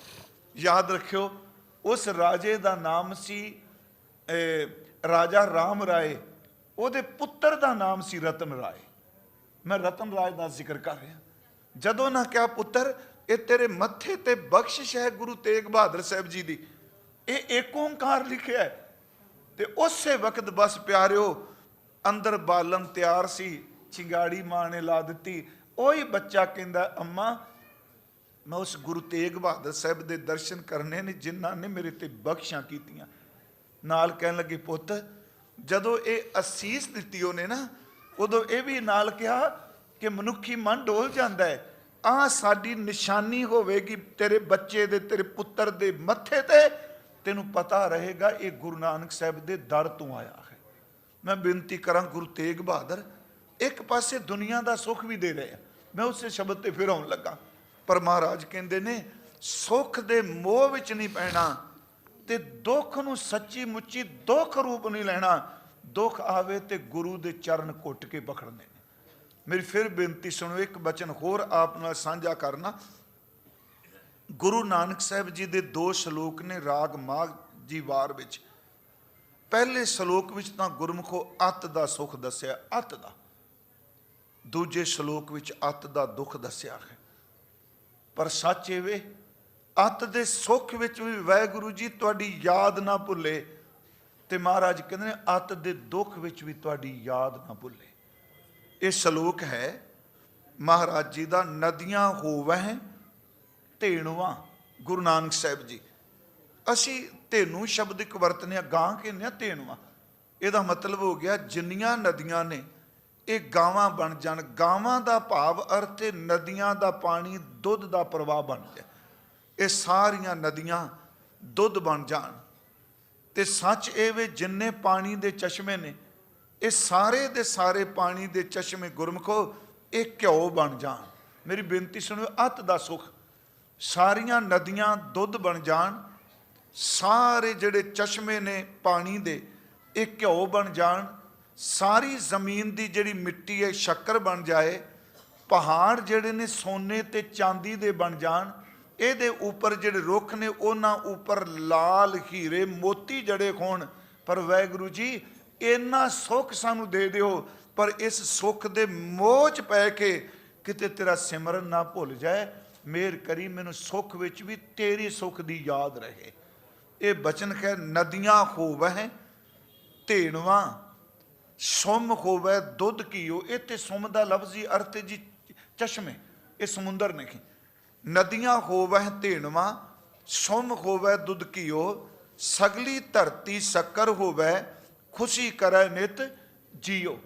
ਪਰਬਤ ਸੋਨਾ ਰੂਪਾ ਹੋਵੇ, ਹੀਰੇ ਲਾਲ ਚੜਾਓ। ਇੰਨਾ ਸੁੱਖ ਹੋਵੇ ਪਰ ਮੇਰ ਕਰੀ ਪੀ ਤੂੰ ਹੈ ਸਾਲਾਨਾ, ਆਖਣ ਲਗੇ ਨਾ ਚਾਓ। ਹੈ ਸੱਚੇ ਪਾਤਸ਼ਾਹ ਮੈਂ ਆਪ ਜੀ ਦੀ ਹੀ ਸਲੋਥਾ ਕਰਾਂ। ਇਹ ਸੁੱਖ ਨੂੰ ਵੇਖ ਕੇ ਕਿਤੇ ਵਾਹਿਗੁਰੂ ਜੀ ਤੁਸੀਂ ਨਾ ਭੁੱਲ ਜਾਓ, ਇਹ ਸੁੱਖ ਬਿਮਾਰੀ ਨਾ ਬਣ ਜਾਏ। ਸੁੱਖ ਦਿੱਤਾ ਹੈ ਪਰ ਮਿਹਰ ਕਰਿਓ, ਪੀ ਤੂੰ ਹੈ ਸਾਲਾਨਾ, ਆਖਣ ਲਹਿ ਨਾ ਚਾਓ। ਹੁਣ ਇਸੇ ਹੀ ਪਵਿੱਤਰ ਪੌੜੀ ਨਾਲ ਇੱਕ ਹੋਰ ਸ਼ਲੋਕ ਹੈ, ਉਸ ਵਿੱਚ ਗੁਰੂ ਨਾਨਕ ਸਾਹਿਬ ਨੇ ਅੱਤ ਦੇ ਦੁੱਖ ਦਾ ਜ਼ਿਕਰ ਕੀਤਾ। ਮੈਂ ਤਾਂ ਅਰਜ਼ ਕੀਤੀ ਗੁਰਮਖੋ ਗੁਰੂ ਸਾਹਿਬ ਮਿਹਰ ਕਰਨ, ਸਿੱਖ ਸੁੱਖ ਵਿੱਚ ਹੰਕਾਰੀ ਨਾ ਹੋਵੇ ਤੇ ਦੁੱਖ ਦੇ ਵਿੱਚ ਡਿਪਰੈਸ਼ਨ 'ਚ ਕਦੀ ਨਾ ਜਾਏ। ਦੁੱਖ ਵਿੱਚ ਆਪਣਾ ਸੰਤੁਲਨ ਨਾ ਖੋਲੇ। ਹਜ਼ੂਰ ਦਾ ਦੂਸਰਾ ਬਚਨ ਜੇ ਦੇਖ ਹੈ ਦੁੱਖ ਲਾਈ ਹੈ। ਇਹਦੇ ਅਰਥ ਥੋੜੇ ਜਿਹਾ ਆਪਾਂ ਕਰਾਂਗੇ ਵੀ ਉਹੀ ਤਾਂ ਪ੍ਰਮਾਣ ਸਿੱਧਾ ਸਮਝ ਪੈ ਜਾਂਦਾ। ਜੇ ਮੰਨ ਲਓ ਮੇਰੇ ਸਰੀਰ ਨੂੰ ਕੋਈ ਬਿਮਾਰੀ ਲੱਗ ਜਾਏ, ਜੇ ਦੇਖ ਹੈ ਦੇਹ ਦਾ ਅਰਥ ਕਾਇਆ, ਜੇ ਦੇਖ ਹੈ ਦੁੱਖ ਲਾਈ ਹੈ, ਸਰੀਰ ਨੂੰ ਦੁੱਖ ਲੱਗ ਜਾਏ, ਰੋਗ ਲੱਗ ਜਾਏ, ਪਾਪ ग्रह दोए राहो। सुनियो, पाप ग्रह दोए राहो, ਇਹਦਾ ਅਰਥ दो ग्रह ਜਿਹੜੇ ਰਾਹੂ ਤੇ ਕੇਤੂ ਨੇ ਇਹ ਵੀ ਮੇਰੇ ਵਿਰੋਧ ਵਿੱਚ ਚੱਲਣ। ਇਹਦਾ ਭਾਵ ਅਰਥ ਆਪਾਂ ਜੋਤਿਸ਼ ਵੱਲ ਨਹੀਂ ਲੈਣਾ, ਇਹਦਾ ਭਾਵ ਅਰਥ ਹੈ ਸਮਾਂ ਵੀ ਇੰਨਾ ਮਾੜਾ ਆ ਜਾਏ, ਹਰ ਚੀਜ਼ ਮੇਰੇ ਵਿਪਰੀਤ ਹੋ ਜਾਏ। ਕਿਉਂਕਿ ਸਮਾਂ ਹੁੰਦਾ ਹੈ ਨਾ ਜੀ, ਇਹ ਵਕਤ ਹੈ। ਦਾਸ ਨੇ ਕਈ ਵਾਰੀ ਬੇਨਤੀ ਕੀਤਾ, ਸੰਗਤਾਂ ਨੇ ਕਾਫੀ ਜ਼ਿਆਦਾ ਉਸ ਲਫ਼ਜ਼ ਦੇ ਉਸ ਸ਼ਬਦ ਦੇ ਕਲਿੱਪ ਬਣਾਏ। ਮੈਂ ਇੱਕ ਵਾਰੀ ਕਿਹਾ ਸੀ ਕਿ ਕਦੀ ਵੀ ਕਿਸੇ ਇਨਸਾਨ ਤੇ ਦੁੱਖ ਦਾ ਸਮਾਂ ਆਵੇ, ਗੁਰਮੁਖੋਂ ਨੂੰ ਵੇਖ ਕੇ ਖੁਸ਼ ਨਹੀਂ ਹੋਣਾ। ਮੰਨ ਲਓ ਦੁੱਖ ਆ ਗਿਆ, ਮੁਸੀਬਤ ਆ ਗਈ, ਉਹ ਦੁੱਖ ਸਰੀਰਕ ਤੌਰ ਤੇ, ਬਿਜ਼ਨਸ ਦੇ ਤੌਰ ਤੇ, ਇੱਥੋਂ ਤੱਕ ਕਿ ਜੀਵਨ ਦੇ ਤੌਰ ਤੇ ਵੀ। ਫਿਰ ਬੇਨਤੀ ਹੈ, ਕਦੀ ਵੀ ਕਿਸੇ ਦੇ ਦੁੱਖ ਨੂੰ ਵੇਖ ਕੇ, ਉਸ ਸਮੇਂ ਨੂੰ ਵੇਖ ਕੇ ਖਸੀਏ ਨਾ, ਕਿਉਂਕਿ ਸਮੇਂ ਦੀਆਂ ਅੱਖਾਂ ਇੰਨੀਆਂ ਵੱਡੀਆਂ ਨੇ, ਉਹ ਮਜ਼ਾਕ ਕਰਨ ਵਾਲੇ ਦੇ ਚਿਹਰੇ ਪਹਿਚਾਨ ਲੈਂਦੀਆਂ ਨੇ। ਇੱਕ ਦਿਨ ਸੱਚੀ ਮੁੱਚੀ ਦੁੱਖ ਉਹਦੇ ਘਰ ਵੀ ਆ ਜਾਂਦਾ ਹੈ, ਦੁੱਖ ਉਹੀ ਹੁੰਦਾ ਹੈ। ਗੁਰੂ ਸਾਹਿਬ ਕਹਿੰਦੇ ਮੰਨ ਲਓ ਸਰੀਰ ਨੂੰ ਦੁੱਖ ਲੱਗ ਜਾਏ, ਆਪਾਂ ਅਰਥ ਕਰ ਰਹੇ ਹਾਂ ਜੋ ਨਰ ਦੁੱਖ ਮੈਂ ਦੁੱਖ ਨਹੀਂ ਮੰਨੇ। ਮੰਨ ਲਓ ਦੁੱਖ ਆ ਜਾਏ, ਹਜ਼ੂਰ ਕਹਿ ਰਹੇ ਨੇ ਕਿ ਭਾਈ ਸਿੱਖੋ ਕਿ ਜੇ ਦੇਖ ਹੈ ਦੁੱਖ ਲਾਈ ਹੈ, ਪਾਪ ਗ੍ਰਹਿ ਦੋਏ ਰਾਹੋ, ਸਮਾਂ ਵੀ ਮੇਰੇ ਉਲਟ ਹੋ ਜਾਏ। ਕਿਉਂਕਿ ਸਮਾਂ ਜਦੋਂ ਮਾੜਾ ਹੁੰਦਾ ਨਾ ਪਿਆਰਿਓ, ਉਦੋਂ ਸੋਨੇ ਨੂੰ ਹੱਥ ਪਾਓ ਤੇ ਮਿੱਟੀ ਹੋ ਜਾਂਦਾ ਹੈ। ਮਿੱਤਰ ਨੂੰ ਜਿਹਨੂੰ ਨੇੜੇ ਸਮਝਣਾ ਦੁਸ਼ਮਣ ਹੋ ਜਾਂਦਾ ਹੈ। ਜਦੋਂ ਵਾਹਿਗੁਰੂ ਨਦਰ ਕਰਦਾ, ਸਮੇਂ ਦੀ ਚਾਲ ਸਹੀ ਹੋ ਜਾਂਦੀ ਹੈ, ਉਦੋਂ ਮਿੱਟੀ ਵੀ ਸੋਨਾ ਬਣਨ ਲੱਗ ਪੈਂਦੀ ਹੈ। ਇੱਥੇ ਗੁਰੂ ਜੀ ਕਹਿੰਦੇ ਜੇ ਸਮਾਂ ਵੀ ਵਿਰੋਧ ਵਿੱਚ ਹੋ ਜਾਏ, ਜੇ ਦੇਖ ਹੈ ਦੁੱਖ ਲਾਈ ਹੈ, ਪਾਪ ਗ੍ਰਹਿ ਦੁਇ ਰਾਹ, ਰਤ ਪੀਣੇ ਰਾਜੇ ਸਿਰੇ ਉੱਪਰ ਰੱਖੀਆਂ। ਖੂਨ ਪੀਣ ਵਾਲੇ ਜਿਹੜੇ ਰਾਜੇ ਨੇ, ਉਹ ਹਰ ਵਕਤ ਮਾਰਨ ਵਾਸਤੇ ਪ੍ਰਬੰਧ ਕਰਦੇ ਰਹਿਣ। ਮਹਾਰਾਜ ਕਹਿੰਦੇ ਨੇ ਰਤ ਪੀਣੇ ਰਾਜੇ ਸਿਰੇ ਉੱਪਰ ਰੱਖੀਆਂ, ਐਵੇਂ ਜਾਪੈ ਭਾਓ ਪੀ ਤੂੰ ਹੈ ਸਾਲਾਨਾ, ਆਖਣ ਲਗੇ ਨਾ ਚਾਓ। ਵਾਹਿਗੁਰੂ ਜੀ ਇੰਨੇ ਦੁੱਖ ਵਿੱਚ ਵੀ ਸਾਡੇ ਅੰਦਰੋਂ ਸਤਨਾਮ ਵਾਹਿਗੁਰੂ ਕਦੇ ਨਾ ਭੁੱਲੇ। ਮੈਂ ਫਿਰ ਬੇਨਤੀ ਕਰਾਂਗਾ, ਗੁਰੂ ਤੇਗ ਬਹਾਦਰ ਸਾਹਿਬ ਇਹ ਪਰਮ ਅਵਸਥਾ ਕਹਿ ਰਹੇ ਨੇ ਕਿ ਦੁੱਖ ਜੋ ਨਰ, ਜਿਹੜਾ ਇਨਸਾਨ ਦੁੱਖ ਵਿੱਚ ਦੁੱਖ ਨੂੰ ਨਾ ਮੰਨੇ, ਪਰ ਇਹ ਨਹੀਂ ਕਿ ਉਹਨੂੰ ਦੁੱਖ ਨਹੀਂ ਆਉਂਦਾ। ਇਹ ਵੇਖੋ ਕਿੱਡੀ ਗਹਿਰੀ ਗੱਲ ਕੀਤੀ। ਕੱਲ ਮੈਂ ਕਿਹਾ ਸੀ ਜੀ, ਇਹ ਇੱਕੋ ਸ਼ਬਦ ਦੀ ਵਿਆਖਿਆ ਗੁਰੂ ਤੇਗ ਬਹਾਦਰ ਸਾਹਿਬ ਦੇ ਸਾਰੇ ਪਰਿਵਾਰ ਨੇ ਕੀਤੀ ਹੈ। ਇਸ ਨੂੰ ਥੋੜਾ ਜਿਹਾ ਧਿਆਨ ਨਾਲ ਸੁਣਿਓ। ਪਿਛਲੇ ਸਾਲ ਵੀ ਅਰਜ਼ ਕੀਤੀ, ਕਿਹੜਾ ਦੁੱਖ ਹੈ ਜਿਹੜਾ ਗੁਰੂ ਤੇਗ ਬਹਾਦਰ ਸਾਹਿਬ ਦੇ ਘਰ ਨਹੀਂ ਆਇਆ ਜੀ। ਅੱਜ ਜਿਹੜਾ ਦਿਨ ਹੈ, ਕੱਲ ਨੂੰ ਸਤਿਗੁਰਾਂ ਦਾ ਸ਼ਹਾਦਤ ਵਾਲਾ ਦਿਨ ਹੈ। ਕੱਲ ਨੂੰ ਵੀ ਸਤਿਗੁਰੂ ਇੱਥੇ ਆਏ ਨੇ, ਇੱਥੇ ਰੁੱਖ ਦੇ ਥੱਲੇ ਬਣੇ ਕੋਈ ਚਬੂਤਰੇ ਤੇ ਬਿਠਾਇਆ ਗਿਆ। ਅੱਜ ਵੀ ਸਤਿਗੁਰਾਂ ਦਾ ਪਿੰਜਰਾ ਬਾਹਰ ਲਿਆਂਦਾ ਗਿਆ। ਜਿਹੜਾ ਅੱਜ ਦਾ ਦਿਨ ਹੈ, ਅੱਜ ਵੀ ਪਿੰਜਰਾ ਬਾਹਰ ਲਿਆਂਦਾ ਹੈ। ਪਿਆਰਿਓ, ਸਾਹਮਣੇ ਚੌਂਕ ਹੈ ਜਿਹਨੂੰ ਆਪਾਂ ਚਾਂਦਨੀ ਦਾ ਚੌਂਕ ਕਹਿੰਦੇ।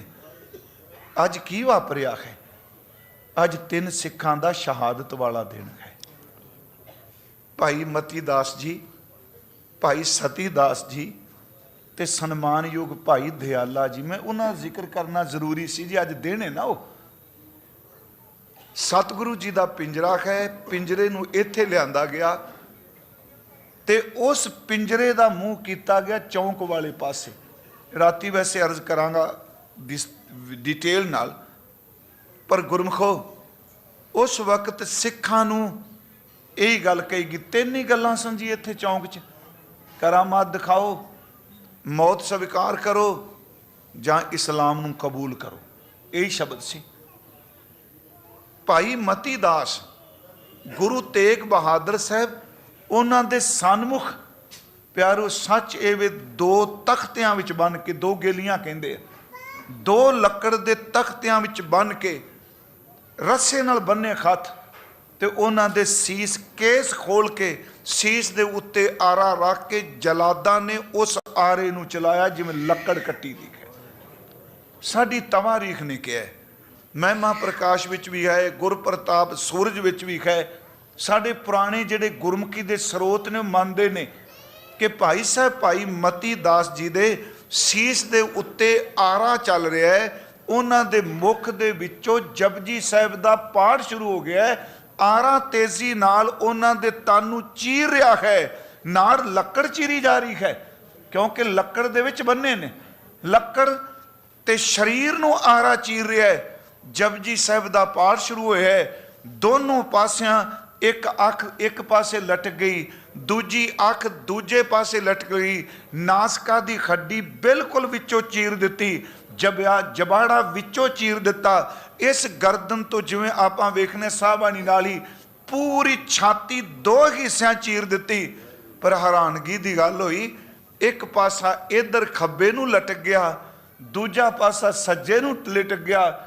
ਗੁਰੂ ਤੇਗ ਬਹਾਦਰ ਦੀ ਨਜ਼ਰ ਪੈ ਰਹੀ ਹੈ, ਉਹਨਾਂ ਟੁਕੜਿਆਂ ਵਿੱਚੋਂ ਵੀ ਜਪਜੀ ਸਾਹਿਬ ਦੀ ਆਵਾਜ਼ ਆ ਰਹੀ ਹੈ। ਹੁਣ ਇੱਥੇ ਇੱਕ ਬੇਨਤੀ ਹੈ, ਸੁਣਿਓ। ਇਹ ਦੁੱਖ ਨਹੀਂ, ਇੱਕ ਸੂਲ ਚੁੱਭ ਜਾਏ। ਮੈਂ ਇੱਕ ਦਿਨ ਕਿਹਾ ਸੀ, ਨੇਲ ਕਟਰ ਨਾਲ ਕਿਤੇ ਨਹੁੰ ਕੱਟਦਿਆਂ, ਨਾਖੂਨ ਕੱਟਦਿਆਂ ਗਹਿਰਾ ਕੱਟਿਆ ਜਾਏ ਤੇ ਪਾਣੀ ਭਰ ਜਾਏ, ਸਾਰੀ ਰਾਤ ਨੀਂਦ ਨਹੀਂ ਪੈਂਦੀ। ਗੱਲ ਕਰਦੇ ਨਹੀਂ ਸੌਖੀ ਹੈ ਪਿਆਰਿਓ। ਹੁਣ ਆਰਾ ਸੀਸ ਤੇ ਚੱਲ ਰਿਹਾ ਹੈ, ਦੋ ਫਾੜ ਸਿੱਖ ਦਾ ਸਰੀਰ ਹੋ ਰਿਹਾ ਹੈ ਤੇ ਉਹਨਾਂ ਟੁਕੜਿਆਂ ਵਿੱਚੋਂ ਇਲਾਹੀ ਨਾਦ ਨਿਕਲ ਰਿਹਾ ਹੈ। ਇਹ ਚੌਂਕ ਗੂੰਜ ਰਿਹਾ ਜਪਜੀ ਸਾਹਿਬ ਦੇ ਪਾਠ ਨਾਲ। ਤੇ ਮੈਂ ਕੱਲ ਪਰਸੋਂ ਇੱਕ ਅਰਜ਼ ਕੀਤੀ ਸੀ ਕਿ ਗੁਰੂ ਤੇਗ ਬਹਾਦਰ ਸਾਹਿਬ ਜੀ ਦੀ ਬਾਣੀ ਵਿੱਚ ਆਉਂਦਾ, ਰੇ ਮਨ ਰਾਮ ਸਿਉ ਕਰ ਪ੍ਰੀਤ, ਸਰਵਨ ਗੋਬਿੰਦ ਗੁਣ ਸੁਣੋ ਅਰ ਗਾਓ ਰਸਨਾ ਗੀਤ। ਹੁਣ ਪ੍ਰੀਤ ਦੇ ਸੰਬੰਧ ਵਿੱਚ ਇੱਕ ਸ਼ਬਦ ਮੈਂ ਆਪ ਨਾਲ ਸਾਂਝਾ ਹੋਰ ਕਰ ਲਵਾਂ। ਗੁਰੂ ਨਾਨਕ ਸਾਹਿਬ ਦਾ ਇੱਕ ਅਸ਼ਟਪਦੀ ਹੈ ਜੀ, ਸ਼੍ਰੀ ਰਾਗ ਦੀ, ਰੇ ਮਨ ਕਿਉਂ ਛੂਟੈ ਬਿਨ ਪਿਆਰ। ਉਸ ਵਿੱਚ ਹਜ਼ੂਰ ਦਾ ਇੱਕ ਬਚਨ ਹੈ, ਰੇ ਮਨ ਐਸੀ ਖਰਸਿਓ ਪ੍ਰੀਤ ਕਰ, ਜੈਸੀ ਜਲ ਦੁੱਧ ਹੋਏ। ਫਿਰ ਅਰਜ ਹੈ, ਇਹੋ ਜੀ ਪ੍ਰੀਤ ਕਰ ਜਿਸ ਤਰ੍ਹਾਂ ਦੁੱਧ ਦੀ ਤੇ ਪਾਣੀ ਦੀ ਹੈ। ਕਿਉਂਕਿ ਸਾਇੰਸ ਵਾਲੇ ਤਾਂ ਕਹਿਣਗੇ ਟੁਕੜਿਆਂ 'ਚੋਂ ਆਵਾਜ਼ ਕਿਵੇਂ ਆ ਗਈ ਜੀ, ਇਹਦਾ ਤਾਂ ਹਾਰਟ ਵੀ ਬੰਦ ਹੋ ਗਿਆ, ਇਹਦਾ ਤਾਂ ਬਲੱਡ ਪ੍ਰੈਸ਼ਰ ਵੀ ਗਿਆ, ਸਭ ਕੁਝ ਗਿਆ। ਮੈਂ ਇੱਕ ਤੁਹਾਨੂੰ ਬੇਨਤੀ ਕਰਾਂਗਾ, ਸਿਦਕ ਵਾਲਿਓ, ਸਾਇੰਸ ਬਹੁਤ ਕੁਝ ਸਾਨੂੰ ਦਿੰਦੀ, ਮੈਂ ਨਿੰਦ ਨਹੀਂ ਰਿਹਾ, ਆਪਾਂ ਬੋਲ ਰਹੇ ਹਾਂ ਵੀ ਤਾਂ ਸਾਇੰਸ ਹੈ ਨਾ, ਆ ਬੱਤੀ ਵੀ ਤਾਂ ਸਾਇੰਸ ਹੈ ਨਾ। ਪਰ ਜਿਹਨੂੰ ਕਹਿੰਦੇ ਆ ਨਾ ਸਰਬ ਕਲਾ ਸਮਰੱਥ, ਯਾਦ ਰੱਖਿਓ, ਸਾਇੰਸ ਸਰਬ ਕਲਾ ਹਰ ਸ਼ਕਤੀ ਸੰਪੰਨ ਨਹੀਂ, ਕੇਵਲ ਵਾਹਿਗੁਰੂ ਹੈ ਜਿਹੜਾ ਸਰਬ ਕਲਾ ਸਮਰੱਥ ਹੈ। ਇੱਕ ਦੇਖੋ, ਅਸੀਂ ਇਤਿਹਾਸ ਤੇ ਕਹਿ ਦਿਆਂਗੇ ਜੀ ਨਹੀਂ, ਅਸੀਂ ਨਹੀਂ ਮੰਨਦੇ, ਪਰ ਗੁਰੂ ਗ੍ਰੰਥ ਸਾਹਿਬ ਦੀ ਬਾਣੀ ਮੰਨਦੇ ਆ ਨਾ। ਅਸੀਂ ਕਹਿੰਦੇ ਹਾਂ ਜ਼ਿੰਦਗੀ ਦਾ ਨਾਮ ਹੈ, ਅੰਦਰ ਖੂਨ ਚੱਲਦਾ ਹੋਵੇ, ਦਿਲ ਦੀ ਧੜਕਣ ਹੋਵੇ, ਸਵਾਸ ਚੱਲਦੇ ਹੋਣ। ਤੇ ਆਮ ਤੌਰ ਤੇ ਜਦੋਂ ਬੰਦਾ ਕਿਤੇ ਡੈਥ ਹੁੰਦੀ ਹੈ ਨਾ, ਹੁਣ ਕਿਸੇ ਕੋਲ ਕੋਈ ਚੀਜ਼ ਨਹੀਂ, ਉਹ ਇਹ ਵੇਂਦਾ ਵੀ ਇਹਦੀ ਨਬਜ਼ ਚੱਲਦੀ ਪਈ ਹੈ, ਇਹ ਵੇਂਦਾ ਤੇ ਸਾਹ ਚੱਲਦੇ ਨੇ। ਉਹ ਕਹਿੰਦਾ ਜੇ ਸਾਹ ਚੱਲਦੇ ਨੇ ਤੇ ਜੇ ਜਿੰਦਾ ਕੋਈ ਗੱਲ ਨਹੀਂ, ਬੇਹੋਸ਼ੀ 'ਚ, ਤੇ ਜਿਹਦੇ ਸਾਹ ਨਾ ਚੱਲਣ ਕਹਿੰਦੇ ਮਰ ਗਿਆ। ਪਰ ਗੁਰੂ ਨਾਨਕ ਸਾਹਿਬ ਕਹਿੰਦੇ ਰੱਬ ਤੇ ਇਹ ਗੱਲ ਫਿੱਟ ਨਹੀਂ ਬਹਿੰਦੀ। ਅਸੀਂ ਜੀਵਨ ਕਹਿੰਦੇ ਹਾਂ ਸਵਾਸਾਂ ਦੀ ਗਤੀ ਨੂੰ, ਪਰ ਗੁਰੂ ਨਾਨਕ ਸਾਹਿਬ ਕਹਿੰਦੇ ਨੇ ਵਾਹਿਗੁਰੂ ਜੇ ਤੂੰ ਬਖਸ਼ਿਸ਼ ਕਰਨ ਤੇ ਆਵੇਂ ਤੇ ਸਵਾਸ ਤੋਂ ਬਿਨਾਂ ਵੀ ਜੀਵਨ ਦੇ ਨਾਮ ਹੈ।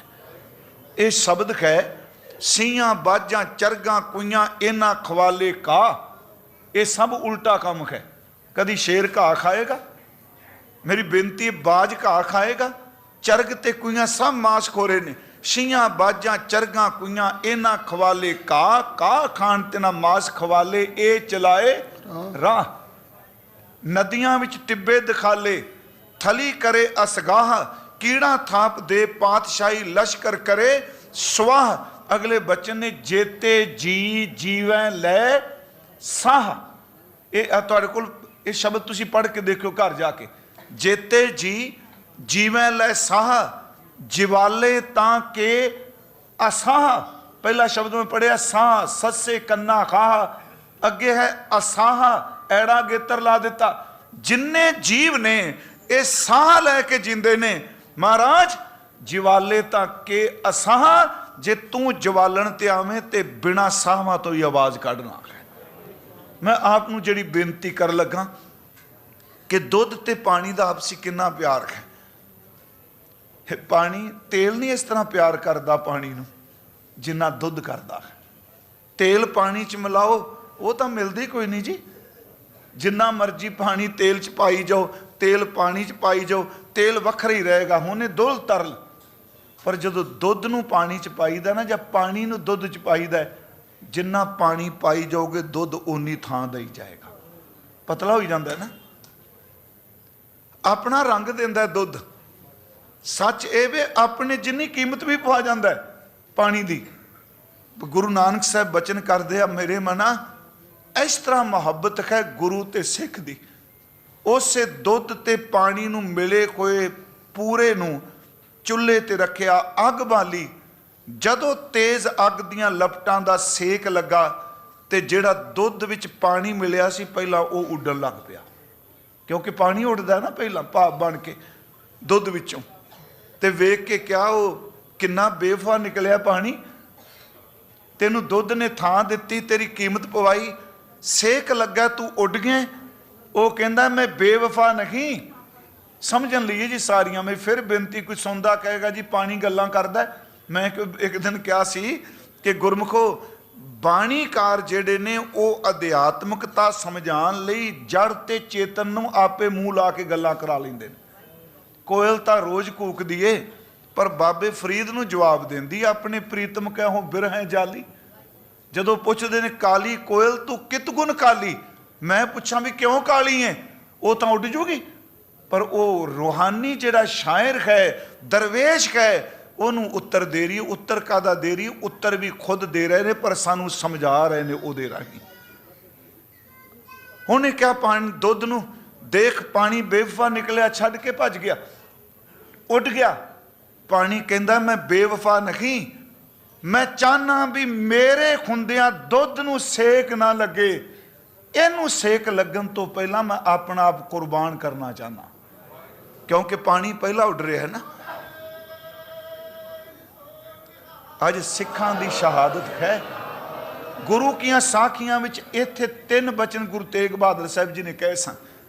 ਹਜ਼ੂਰ ਸੱਚੇ ਪਾਤਸ਼ਾਹ ਕਹਿ ਰਿਹਾ ਕਿ ਪਾਣੀ ਕਹਿੰਦਾ ਹੈ ਜਿਨਨੇ ਪਿਆਰ ਕੀਤਾ, ਜਿਨਨੇ ਥਾਂ ਦਿੱਤੀ, ਸੱਚ ਇਹ ਵੇ ਗੁਰੂ ਤੇਗ ਬਹਾਦਰ ਸਾਹਿਬ ਕਾਇਮ ਨੇ ਤੇ ਸਤਿਗੁਰੂ ਦੇ ਸਿੱਖ ਸ਼ਹਾਦਤ ਦਾ ਜਾਮ ਪੀ ਰਹੇ ਨੇ। ਕਹਿੰਦਾ ਮੈਂ ਇਸ ਤੋਂ ਪਹਿਲਾਂ ਆਪਣੇ ਆਪ ਨੂੰ ਕੁਰਬਾਨ ਕਰਨਾ ਚਾਹਨਾ। ਗੁਰਮੁਖੋ ਜਦੋਂ ਪਾਣੀ ਉੱਡ ਰਿਹਾ ਹੈ ਤੇ ਦੁੱਧ ਨੇ ਉਬਾਲਾ ਖਾਦਾ। ਬੀਬੀਆਂ ਭੈਣਾਂ ਪਤਾ ਦੁੱਧ ਜਦੋਂ ਉਬਾਲਾ ਖਾਂਦਾ ਫਿਰ ਰੁਕਦਾ ਨਹੀਂ, ਢੱਕਣ ਨੂੰ ਵੀ ਚੁੱਕ ਕੇ ਪਰਾਂ ਮਾਰਦਾ।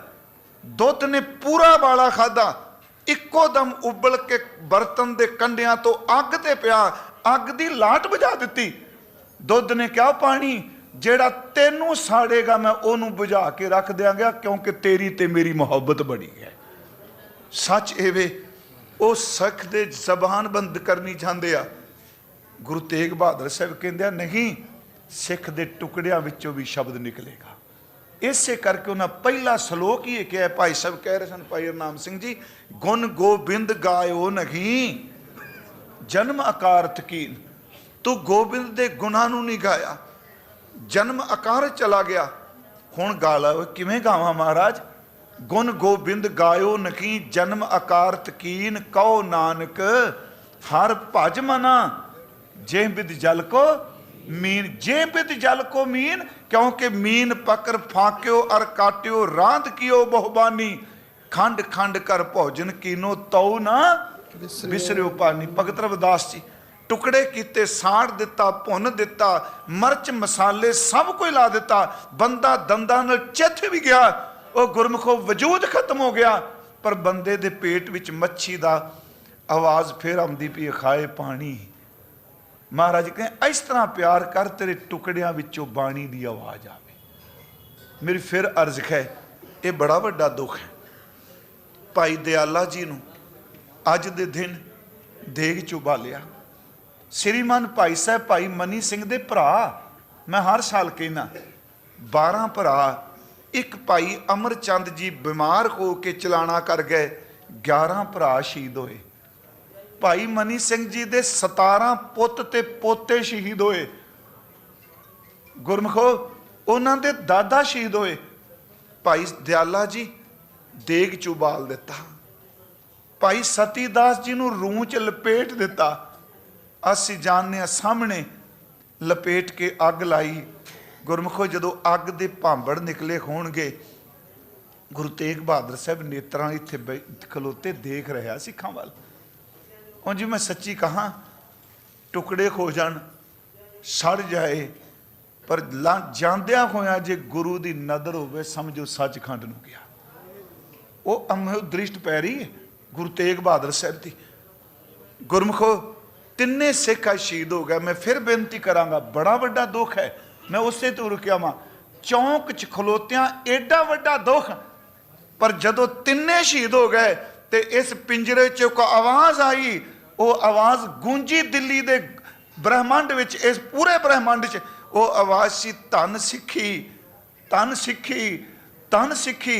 गुरमुखो सिख कहंदा धन गुरु, धन गुरु, धन गुरु।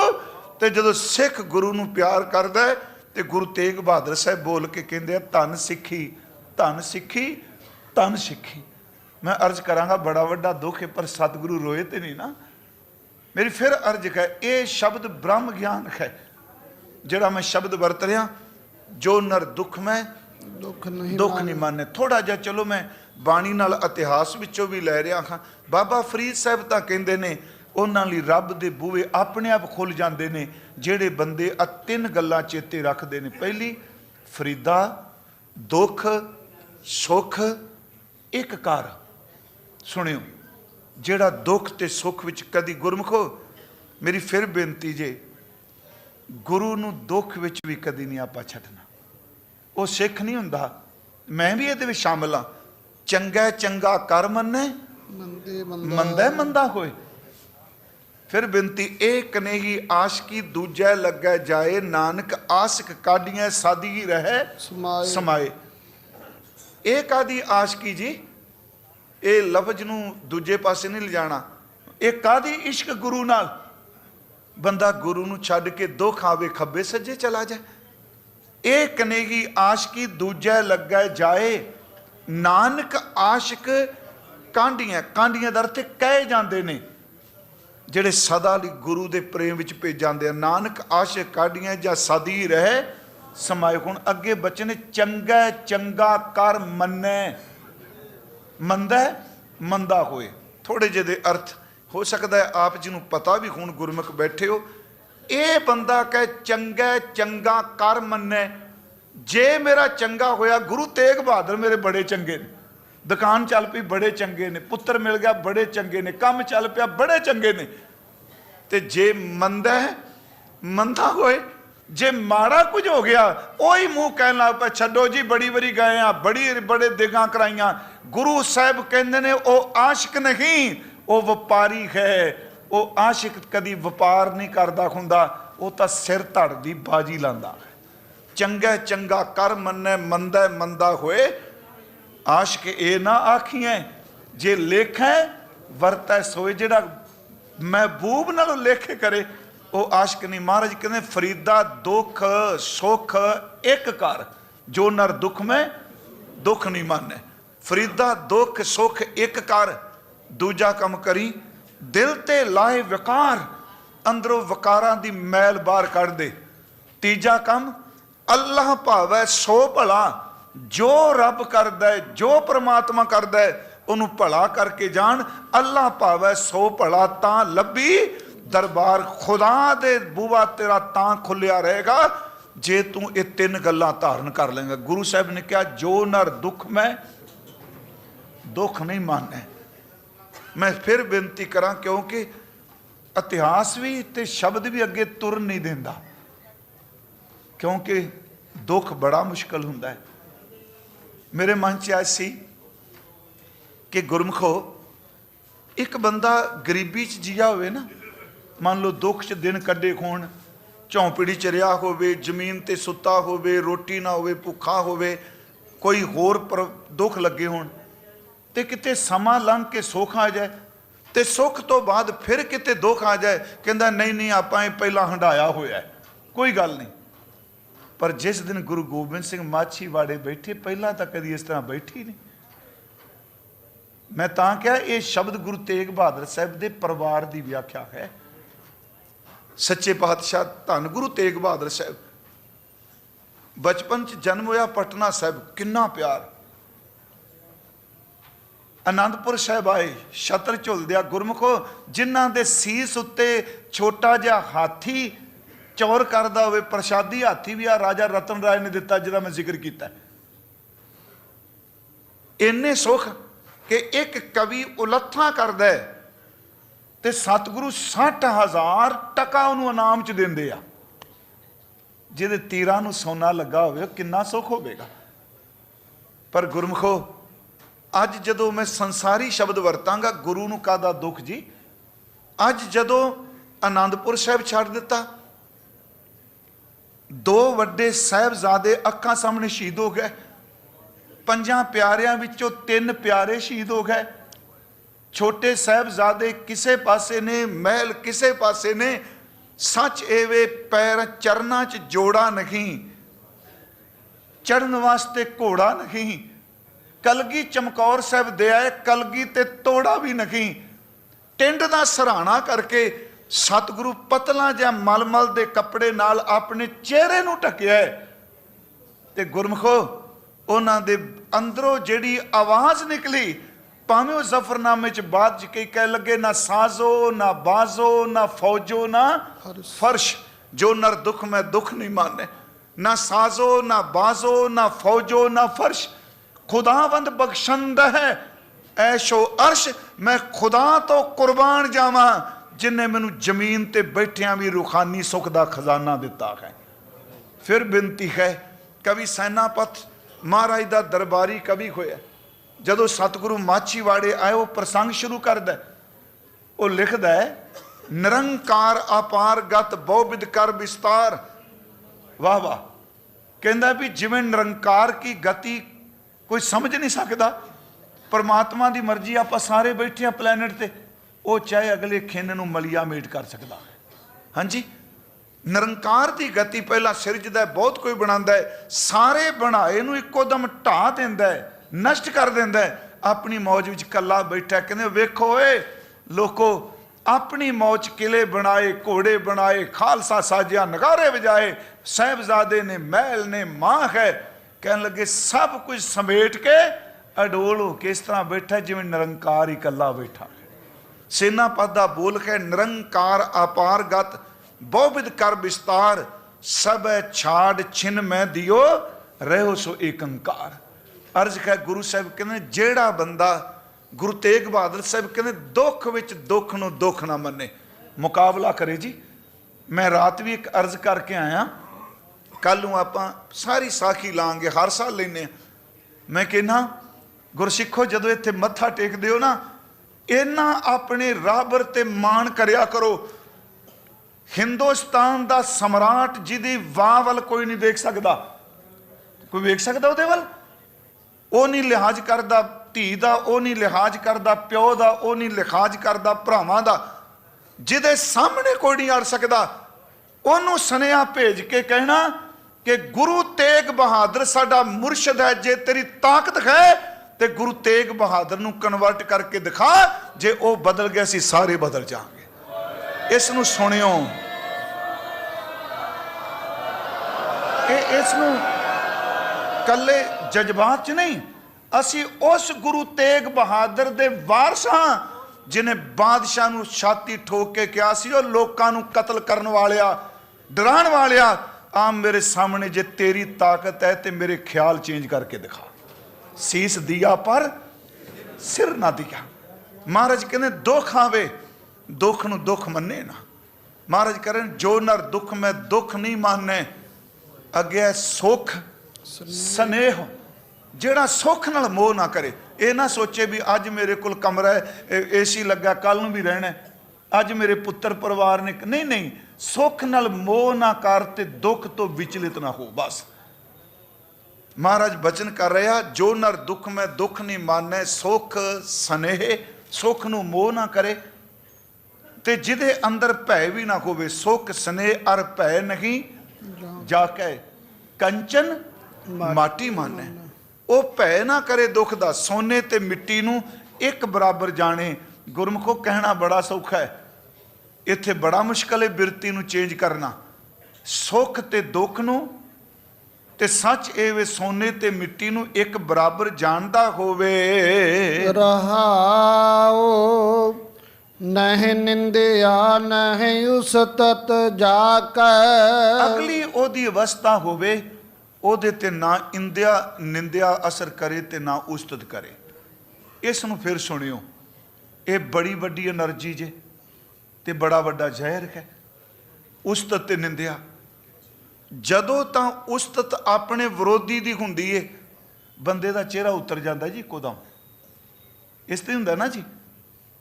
ਤੇ ਜਦੋਂ ਆਪਣੇ ਵਿਰੋਧੀ ਦੀ ਨਿੰਦਿਆ ਹੁੰਦੀ ਏ, ਫਿਰ ਪੁੱਛੋ। ਮੈਂ ਤਾਂ ਇੱਕ ਦਿਨ ਕਿਹਾ ਸੀ, ਬੰਦਾ ਬਿਮਾਰ ਪਿਆ ਹੋਵੇ ਨਾ ਬੈੱਡ ਤੇ, ਮੰਜੀ ਸਾਹਿਬ ਬੇਨਤੀ ਕੀਤੀ ਸੀ, ਡਾਕਟਰ ਕਹੇ ਬੋਲਣ ਜੋਗਾ ਕੋਈ ਨਹੀਂ, ਦਵਾਈ ਕੋਈ ਨਹੀਂ ਅਸਰ ਕਰਦੀ, ਉਹਦੇ ਕੰਨ 'ਚ ਉਹਦੇ ਵਿਰੋਧੀ ਦੀ ਨਿੰਦਿਆ ਸ਼ੁਰੂ ਕਰੋ, ਬੰਦਾ ਉੱਠ ਕੇ ਬਹਿ ਜਾਂਦਾ। ਕਿਉਂ? એનર્ਜੀ ਹੈ ਨਾ ਜੀ। ਇਹ ਯਾਦ ਰੱਖਿਓ, ਬਿਨਾਂ ਟੀਕੇ ਤੋਂ એનર્ਜੀ ਹੈ।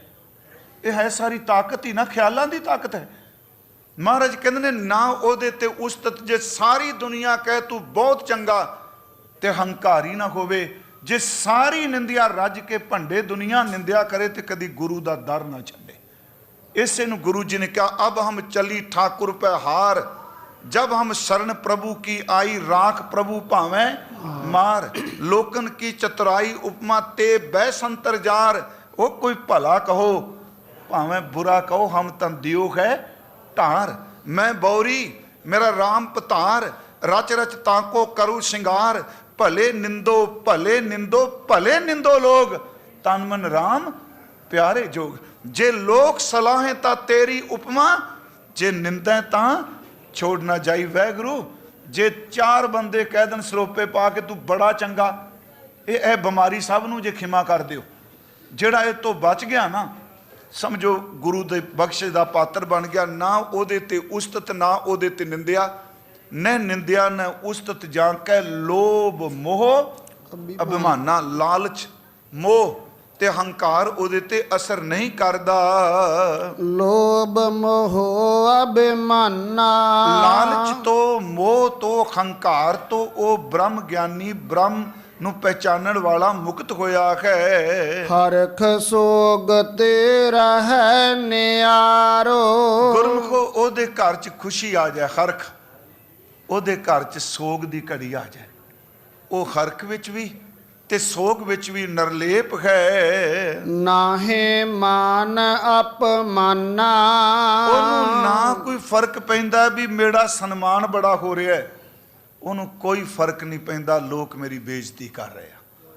ਮਹਾਰਾਜ ਕਹਿੰਦੇ ਪੂਰਨ ਪੁਰਖ ਦੇ ਲੱਛਣ ਨੇ। ਦਿੱਤਾ ਹੋਇਆ ਸਮਾਂ ਸਮਾਪਤ ਹੋ ਚੁੱਕਾ ਹੈ।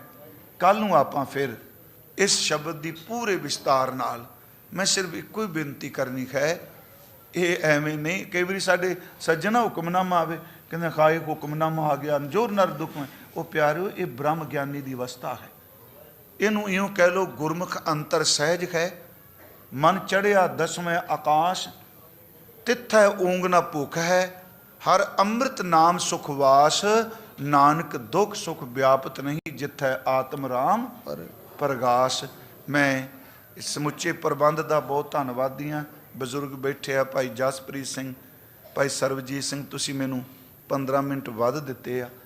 ਤੇ ਮੈਂ ਇੱਛਾ ਮੇਰੀ ਇਹੀ ਹੈ, ਇਸ ਸਾਲ ਮੈਂ 7 ਦੀਵਾਨ, 3 ਬੰਗਲਾ ਸਾਹਿਬ, 3 ਇੱਥੇ, 1 ਰਕਾਬਗੰਜ ਸਿੰਘ। ਅਗਲੇ ਸਾਲ ਮੇਰੀ ਇੱਛਾ ਹੈ ਗੁਰੂ ਤੇਗ ਬਹਾਦਰ ਸਾਹਿਬ ਜੀ, ਤੁਸੀਂ 6-7 ਦਿਨ ਇੱਥੋਂ ਦੀ ਹਾਜ਼ਰੀ ਬਖਸ਼ ਦਿਓ। ਗੁਰਮੁਖੋ ਇੱਥੇ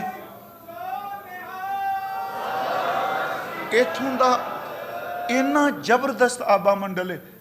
ਤੁਸੀਂ ਨੇਤਰ ਬੰਦ ਕਰਕੇ ਗੁਰੂ ਤੇਗ ਬਹਾਦਰ ਜੀ ਨੂੰ ਚਬੂਤਰੇ ਤੇ ਬੈਠਿਆਂ ਦੇਖੋ ਤੇ ਅੰਦਰ ਨਾਮ ਚੱਲਣ ਲੱਗ ਪੈਂਦਾ। ਤੁਸੀਂ ਖੂਹੀ ਕੋਲ ਇਸ਼ਨਾਨ ਕਰਦੇ ਦੇਖੋ ਤੇ ਮਨ ਬੈਰਾਗ ਵੀ ਚਲਾ ਜਾਂਦਾ ਹੈ। ਤੁਸੀਂ ਚੌਂਕ ਵੱਲ ਝਾਤੀ ਮਾਰੋ, ਚੱਲਦਾ ਆਰਾ ਉਬਲਦੀ ਦੇਗ ਤੇ ਰੂਹ ਨੂੰ ਲੱਗੀ ਹੋਈ ਅੱਗ ਦਿਸਦੀ ਹੈ। ਮੈਂ ਪ੍ਰਬੰਧਕ ਵੀਰਾਂ ਦਾ, ਭਾਈ ਜਸਪ੍ਰੀਤ ਸਿੰਘ ਜੀ, ਆਪ ਸਭ ਦਾ ਬਹੁਤ ਧੰਨਵਾਦੀ ਹਾਂ। ਆਓ ਇਹ ਤੁਕ ਦੁਬਾਰਾ ਸੁਣੋ ਜੀ। ਨਹਿ ਨਿੰਦਿਆ ਨਹਿ ਉਸਤਤ ਜਾਕੈ, ਲੋਭ ਮੋਹ ਅਭਿਮਾਨਾ। ਹਰਖ ਸੋਗ ਤੇਰਾ ਹੈ ਨਿਆਰੋ, ਨਾਹੇ ਮਾਨ ਅਪਮਾਨਾ। ਵਾਹਿਗੁਰੂ ਜੀ ਕਾ ਖਾਲਸਾ, ਵਾਹਿਗੁਰੂ ਜੀ